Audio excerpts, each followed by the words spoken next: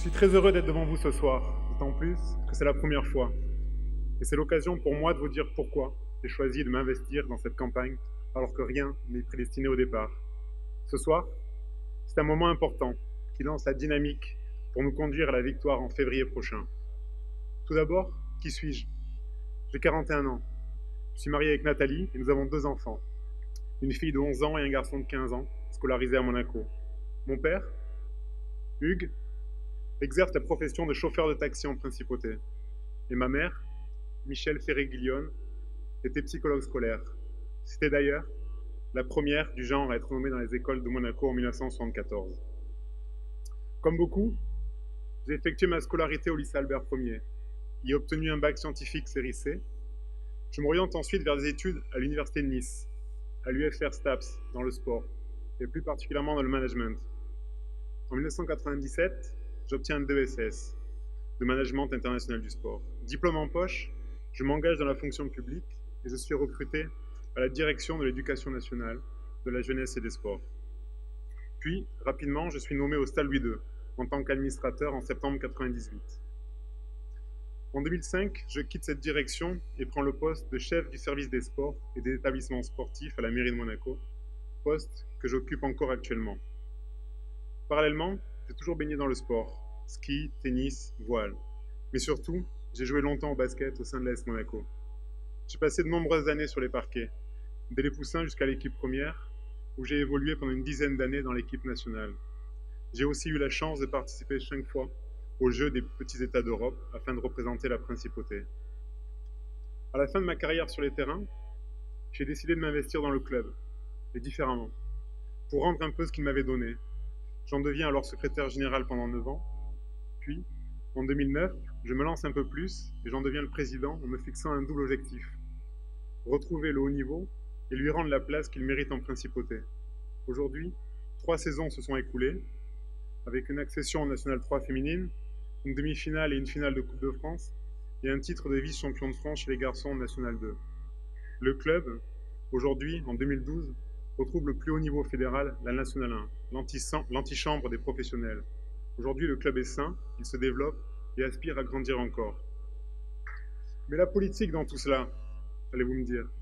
Eh bien, en politique, tant en politique qu'en sport, il faut savoir bien s'entourer. Les idées sont nécessaires, mais ne suffisent pas. Vous ne pouvez pas réussir sans une bonne équipe. Choisir des gens compétents et loyaux, avoir une équipe soudée et complémentaire, réussir le bon casting n'est pas chose aisée. Mettre la bonne personne à la bonne place est fondamental sur un terrain de sport. Pour réussir sur l'échiquier politique au niveau monégasque, c'est la même chose. Avec cette équipe, composée de différents milieux, avec des anciens et des nouveaux, des jeunes et des moins jeunes, je pense que Monaco dispose des bonnes personnes. Quand on regarde le mandat écoulé et le bilan de ses élus, hommes et femmes, conseillers nationaux sortants, que peut-on leur reprocher? Le bilan parle pour eux. Certes, ils ne font pas de bruit, à grand renfort de communication et de marketing, mais ils travaillent pour vous et pour Monaco. Tout n'est pas parfait, il est possible de faire encore mieux. Aussi, pour continuer dans cette voie dynamique de réussite pour Monaco, j'ai décidé de rejoindre cette liste Union monégasque, de sensibilités différentes en tant qu'indépendant issu de la société civile. La diversité de nos compétences est la recette de la victoire. J'entends déjà dire que je suis politiquement naïf, mais ma naïveté politique sera ma force. Je n'ai aucun a priori sur les opposants. Ma simplicité et ma jeunesse seront les atouts pour comprendre les plus jeunes, leurs attentes, leurs espoirs. Il reste tant de choses à faire, comme par exemple un clubhouse au Stade Louis II, pour que les associations puissent se retrouver, discuter, se réunir avant et après les matchs. Une salle des fêtes pour les grands événements de la vie, baptême, mariage.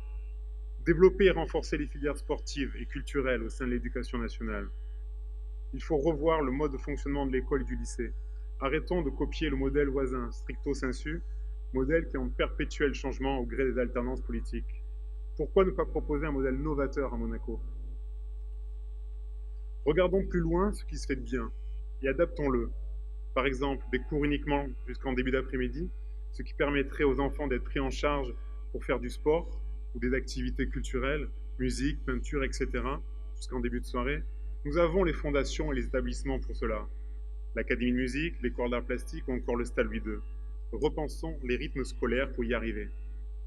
Il faut aussi mettre en place une loi du sport, un code des sports, qui, sans remettre en cause la liberté de s'associer, tiendrait compte de la particularité des associations et permettrait de réguler le sport. Mais rien ne peut s'obtenir sans beaucoup de travail. La politique, c'est un sacerdoce. Certes, il sera difficile de concilier sa vie privée et publique, j'en suis bien conscient. Mais je suis prêt à l'assumer pour vous représenter. Je pense qu'il n'y a pas de succès sans prise de risque. Je sais que rien n'est jamais acquis. Sans savoir sans cesse se remettre en cause, j'en ai l'habitude. Si vous êtes solide, c'est dans les difficultés que vous apprenez le plus. N'oublions pas que le début de la chute, c'est souvent quand vous croyez invulnérable, que vous ne doutez plus. Moi, je ne veux pas douter pour l'avenir de Monaco, pour le Monaco que j'ai envie de laisser à mes enfants. Je conclurai en vous disant, tant en sport que dans mon engagement politique et dans mon envie d'apporter quelque chose à Monaco, je préfère toujours la sanction de l'échec à la frustration de ne pas avoir essayé. C'est pour cela que je me porte candidat aux prochaines élections. Je vous remercie de votre attention.